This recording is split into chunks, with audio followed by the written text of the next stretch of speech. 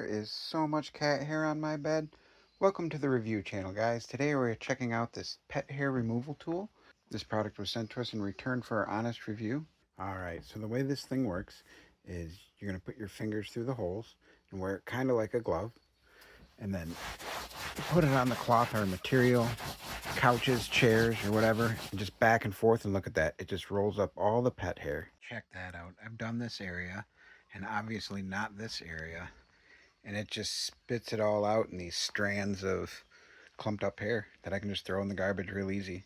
Even like the washing machine, it just clumps up and it looks bad, but this takes it off in no time.